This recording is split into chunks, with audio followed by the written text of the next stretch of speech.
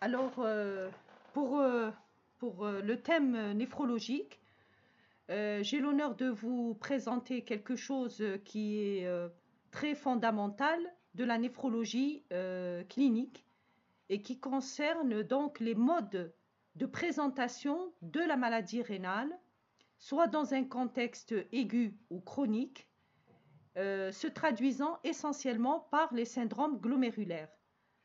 Alors pour tout médecin généraliste, il est impératif de connaître donc tous ces éléments qui pourraient orienter le diagnostic de façon très précoce et bien sûr orienter les patients précocement vers la spécialité de néphrologie.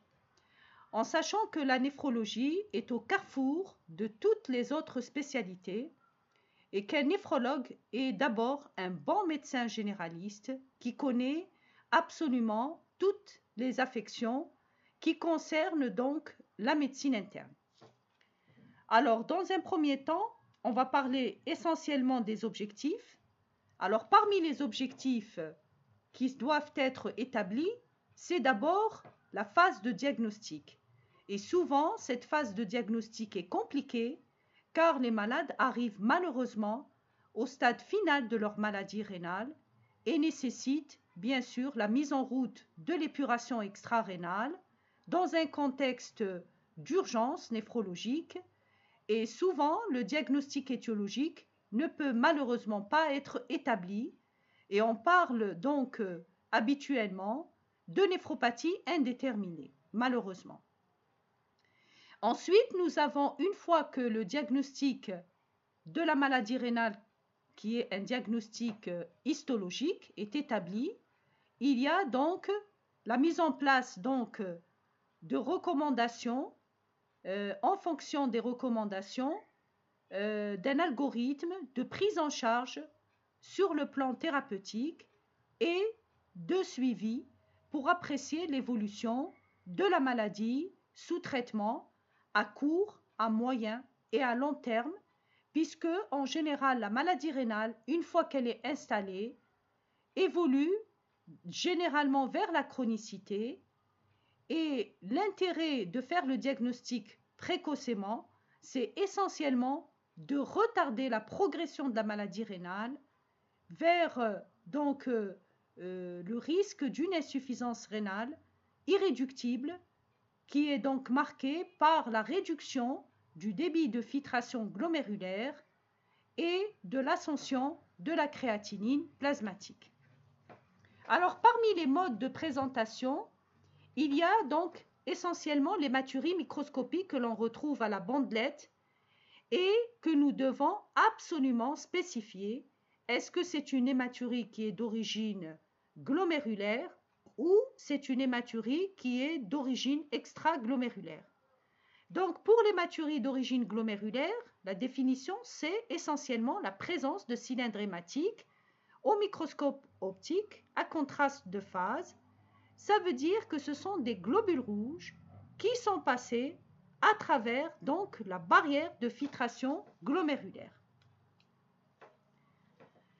L'hématurie macroscopique peut également s'observer dans certaines situations de maladie rénale, notamment la néphropathie à dépôt d'IgA, où nous avons donc habituellement des hématuries, des épisodes d'hématurie macroscopique récidivante. C'est une hématurie totale sans caillots et lorsqu'elle fait suite à un épisode infectieux, ORL, elle peut rentrer dans un cadre particulier de la glomérulonéphrite aiguë que l'on retrouve fréquemment chez les enfants. Quant à la protéinurie, qui est donc détectée à la bandelette, cette protéinurie peut être isolée, mais elle peut être associée et former donc un tableau particulier et un syndrome glomérulaire particulier. Il faut savoir que la protéinurie abondante, supérieure à 1 g par 24 heures, est faite à 80% d'albumine. Le syndrome néphrotique est très fréquent en milieu néphrologique. C'est un des motifs les plus fréquents de consultation et de suivi. Ce syndrome néphrotique, en milieu pédiatrique, peut être congénital, héréditaire, primitif, idiopathique ou secondaire. Le syndrome néphrotique chez l'enfant, il n'y a pas systématiquement nécessité d'individualiser la nature histologique par la biopsie rénale. Le conditionnement de la biopsie rénale se fait essentiellement par éventuellement le traitement aux corticoïdes et la réponse à la corticothérapie. Contrairement à l'adulte où, devant tout syndrome néphrotique, il y a nécessité de faire donc une biopsie rénale. La définition, comme vous le voyez, c'est une définition que tout le monde connaît, protéinurie supérieure à 3 grammes avec hypoalbuminémie et hypoprotidémie. Le syndrome néphritique aigu est un syndrome néphritique où nous avons tous les éléments du syndrome glomérulaire. Il s'agit d'une installation qui se fait en quelques jours et c'est l'apanage de la glomérulonéphrite aiguë. Et nous avons l'insuffisance rénale lorsqu'elle est sévère avec une oligoanurie qui dépasse les 72 heures. Il y a nécessité de faire la biopsie rénale car souvent le diagnostic est péjoratif, mais il faut savoir que chez l'enfant, la GNA a une évolution très favorable, rétrocède et il n'y a pas de récidive. De deuxième situation chez l'adulte, lorsque nous avons donc un tableau de GNA, il y a nécessité parfois de faire une biopsie rénale. Lorsque le syndrome glomérulaire donc s'installe en quelques semaines, et là c'est le tableau de glomérulonéphrite rapidement progressive, il faut avoir malheureusement un pointage de créatinine qui nous permet d'avoir un aperçu sur l'évolution de la maladie rénale. Associé donc à la protéinurie d'hématurie d'origine glomérulaire, mais associé surtout aux signes extra-rénaux, c'est une urgence néphrologique, de diagnostic histologique et histologique et surtout pour la mise en route d'un traitement lourd qui est donc corticoïde avec immunosuppresseur et parfois recours dans certaines situations à des techniques convectives ou alors carrément faire de la dialyse pour pouvoir traiter des maladies qui sont difficilement maîtrisables. Alors à la bandelette, donc il y a l'hématurie, la protéinurie, savoir que la bandelette urinaire est un outil de base du néphrologue car la maladie rénale est silencieuse et son dépistage doit se faire par donc la bandelette urinaire et la prise de la pression artérielle ainsi que le poids du patient. Vous avez ici, grâce à l'électrophorèse de la protéine, il faut savoir que la protéinurie n'est pas toujours pathologique, elle est physiologique lorsqu'elle est inférieure à 150 mg par 24 heures. Vous avez donc cette protéinurie qui est formée par 1/3 d'albumine et 2/3 de globuline non distinctes. Mais ce qu'il faut retenir, c'est surtout le fait que la protéinurie glomérulaire qui est supérieure à 1 g par 24 heures est faite essentiellement d'albumine. Alors dans cet algorithme, vous avez donc le diagnostic, la protéinurie qui doit être d'abord permanente et vous avez tous les éléments que vous devez rechercher, notamment sur le plan biologique, radiologique et immunologique. Et bien sûr, une fois que vous avez tous les argumentaires pour savoir s'il s'agit d'une néphropathie primitive ou secondaire, il faudra compléter l'investigation par la biopsie rénale.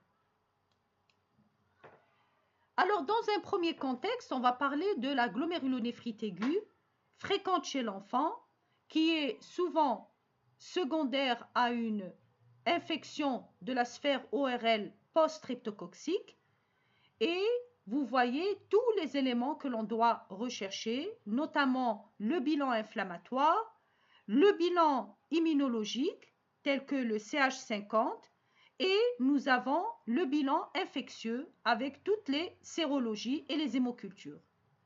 Bien sûr, mettre en place donc un traitement adapté et généralement, la GNA évolue favorablement chez l'enfant. Ce qui est tout à fait différent chez l'adulte où il y a nécessité de faire une biopsie rénale. Dans les contre-indications à la biopsie rénale, vous avez deux contre-indications relatives.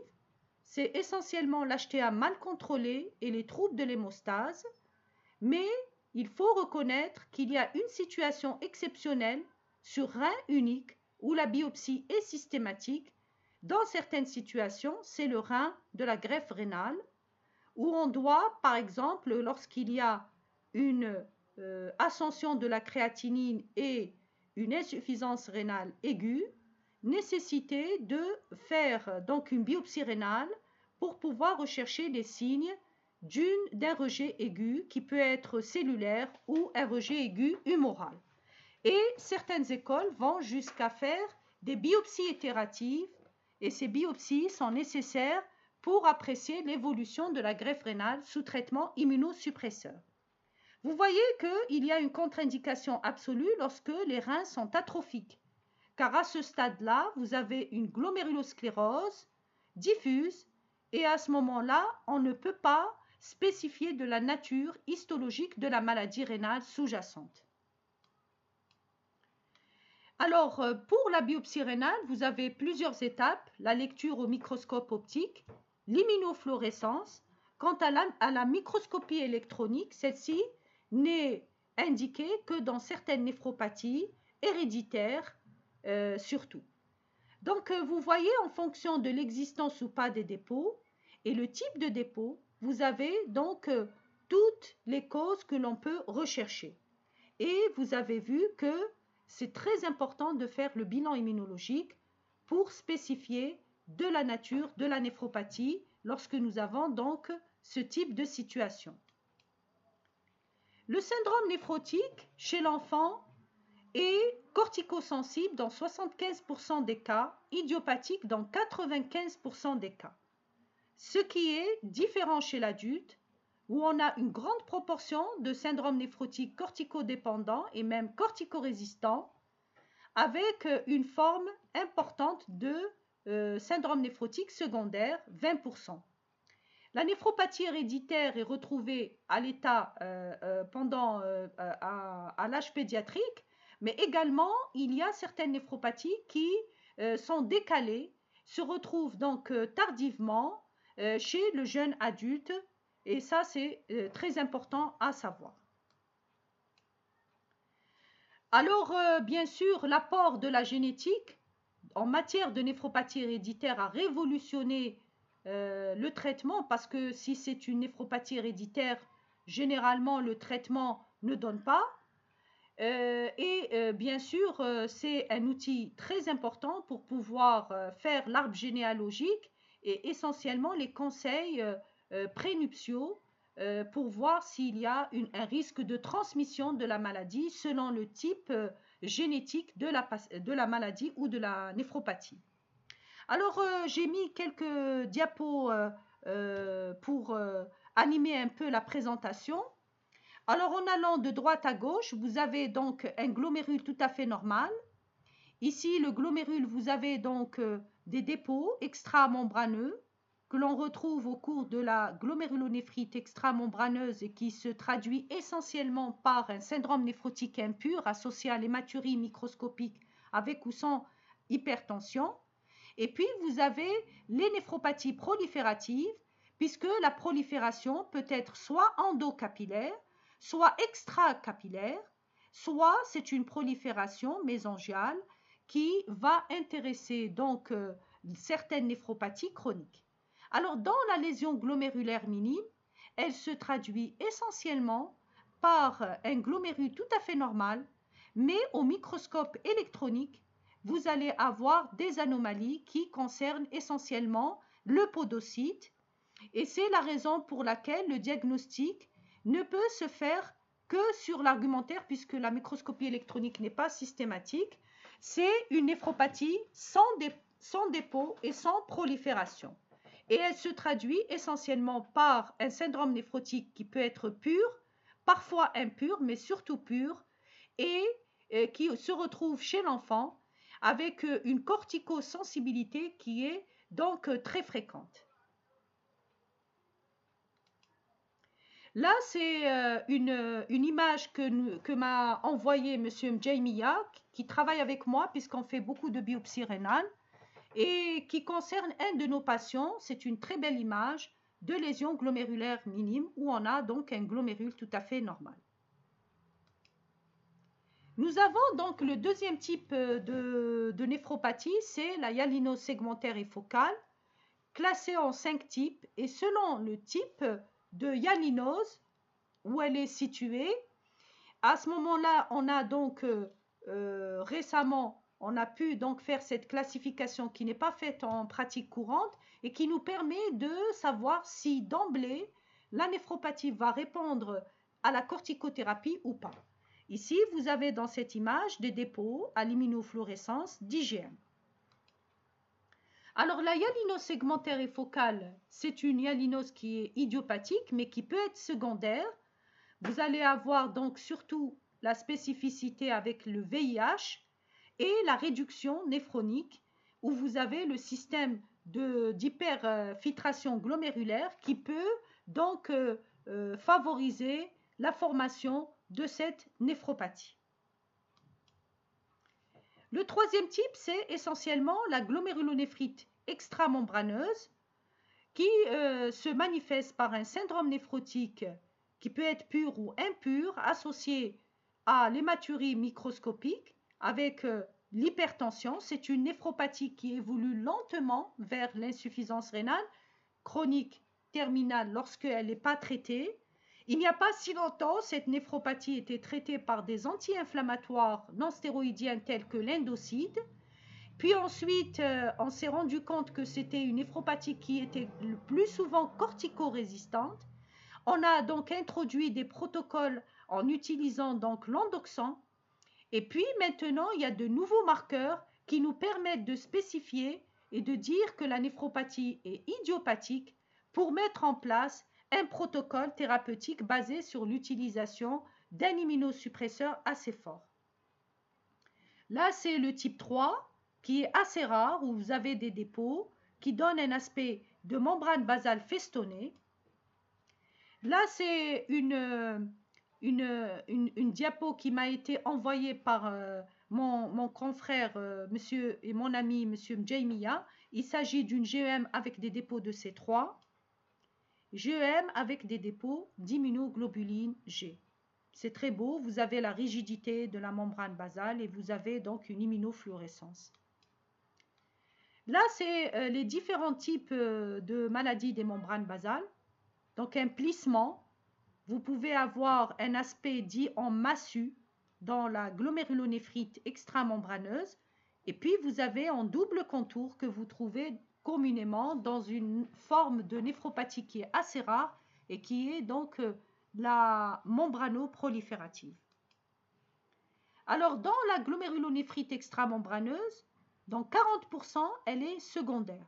Et vous voyez que les maladies systémiques font partie des causes les plus fréquentes, notamment le lupus érythémateux, puisque la glomérulonéphrite extramembraneuse représente le type 5 de la néphropathie lupique. Les causes les plus rares, vous avez le diabète et surtout la survenue de novo sur le transplant où le traitement n'est pas encore bien codifié jusqu'à présent. Là, cette image, vous avez une image carrément d'une néphropathie proliférative aiguë et il s'agit essentiellement donc de la glomérulonéphrite aiguë et vous avez une autre forme de néphropathie proliférative qui se traduit par une glomérulonéphrite rapidement progressive. Il s'agit de la glomérulonéphrite extracapillaire où vous allez avoir des cellules épithéliales et immunocompétentes qui vont carrément boucher la chambre urinaire du glomérule. Et au stade tardif, si cette néphropathie n'est pas traitée, il va y avoir une rupture carrément de la capsule et de Bowman avec une extravasation de ces cellules à l'intérieur donc de l'interstitium, entraînant inflammation et fibrose. Là, c'est une image de GNA, glomérulonéphrite aiguë, qui est une néphropathie proliférative. Parmi les complications, vous avez dans les complications du syndrome néphrotique, vous avez donc les complications aiguës et les complications chroniques. Alors, parmi les complications aiguës, vous avez l'insuffisance rénale aiguë qui peut être fonctionnelle ou organique. Et vous avez également les complications qui sont dues essentiellement à une thrombose veineuse, anomalie de la coagulation, d'où la nécessité de mettre dans certaines situations de syndrome néphrotique qui est sévère, donc un traitement par héparinisation. Cette héparinisation doit faire après le relais aux antivitamines K tant qu'il y a ce syndrome néphrotique et lorsque l'albumine est inférieure à 26 grammes par litre. Vous avez les complications infectieuses par l'hypogamma et puis vous avez donc un patient qui est généralement immunodéprimé et l'immunodépression est accentuée par la thérapie immunosuppressive. Dans les complications chroniques, généralement il s'agit de l'apanage des syndromes néphrotiques chroniques qui sont donc résistants aux traitements immunosuppresseurs et à la corticothérapie.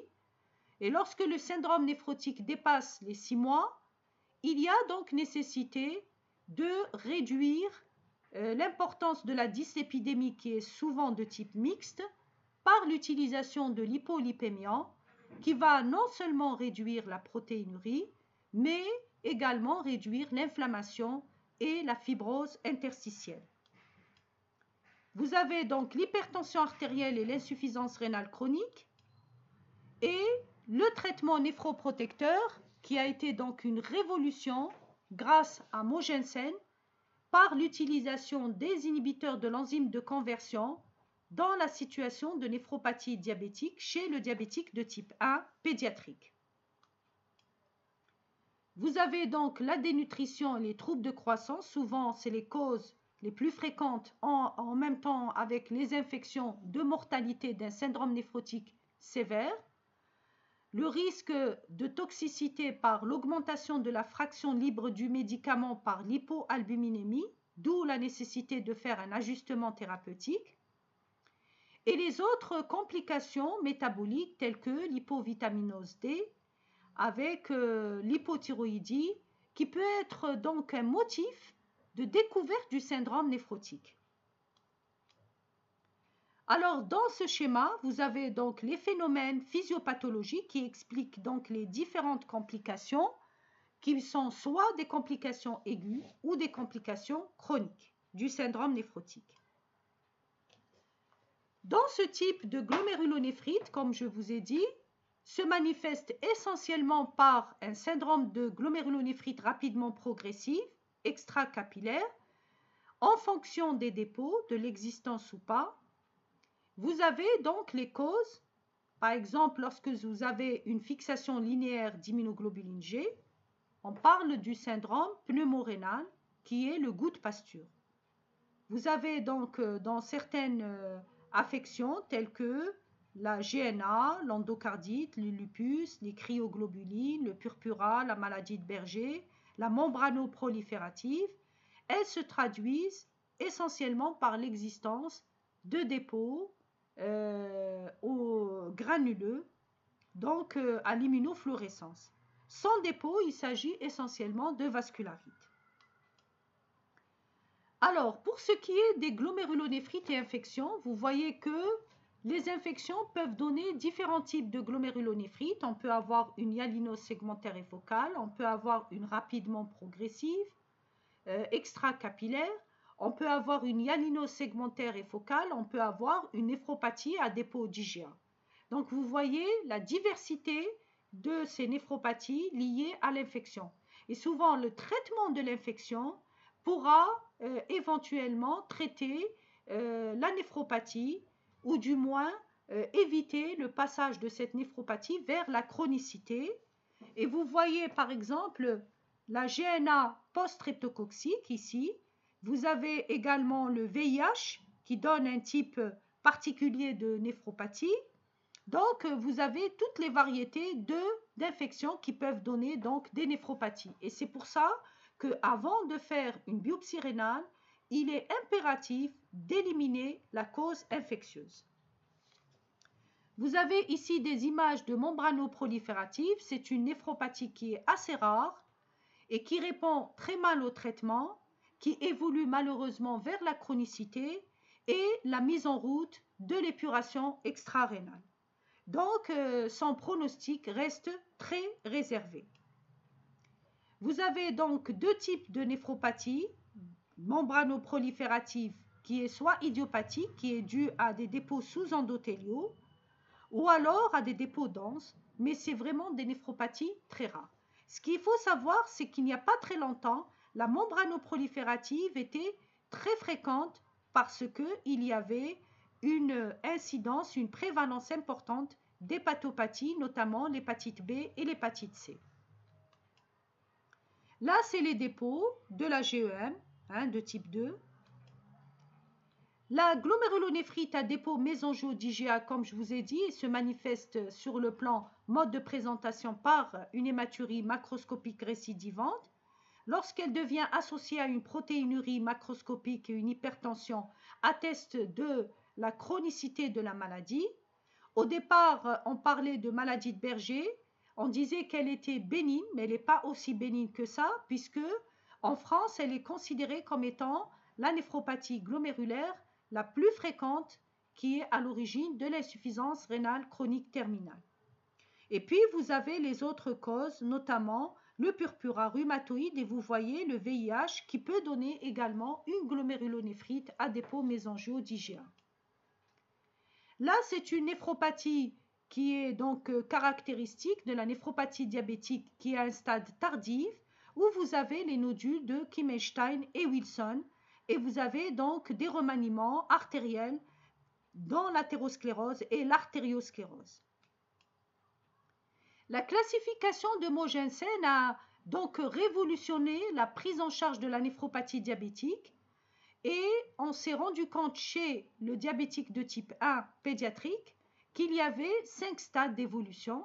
Lorsque le traitement n'est pas fait précocement, il y a donc un risque d'évolution vers le stade 5 d'insuffisance rénale chronique terminale. Et il faut savoir que les deux premiers stades sont donc cliniquement très silencieux. Nous avons des remaniements sur le plan histologique, mais avec un épaississement de la membrane basale glomérulaire. Le passage vers le stade 3, c'est essentiellement la présence de cette microalbuminurie.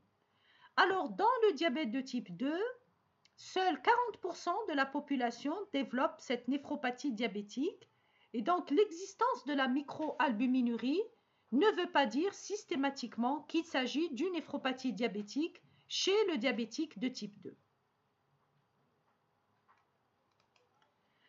La classification de la néphropathie lupique, elle est basée sur des lésions élémentaires d'activité et de chronicité. Et vous avez 5 stades. Il faut savoir que les 2 premiers stades sont cliniquement modérés, silencieux sur le plan rénal et que la biopsie rénale, généralement, n'est indiquée que lorsque la protéinurie dépasse les 500 mg par 24 heures. Vous avez donc le passage d'une phase à une autre est possible lorsqu'il y a une aggravation, mais il peut y avoir une rétrocession et passage d'une phase, par exemple 4, vers la phase 3 ou 2. D'où la nécessité chez ces patients de faire des biopsies itératives tous les 5 ans, si c'est possible, pour apprécier l'évolution de la néphropathie sous traitement immunosuppresseur. Là, vous avez donc toutes les maladies. Vous avez les maladies systémiques, les infections, les cancers, hémopathies, les médicaments qui peuvent avoir un impact sur le rein entraîner donc une néphropathie et la nécessité pour tout médecin généraliste, dès qu'il y a donc certains signes cliniques, œdème, altération de l'état général, hypertension, nécessité donc de compléter le bilan par donc la bandelette urinaire, de confirmer de l'existence d'une protéinurie et ou d'une hématurie associée, de savoir que c'est une protéinurie d'origine glomérulaire, de confirmer ou pas de l'existence d'un syndrome néphrotique et d'orienter le plus rapidement possible le patient pour la mise en place d'une stratégie importante, notamment l'identification de la maladie rénale par la biopsie rénale, donc rechercher la néphropathie sur le plan histologique et bien sûr compléter par la thérapeutique qui est assez lourde. Et je vous remercie.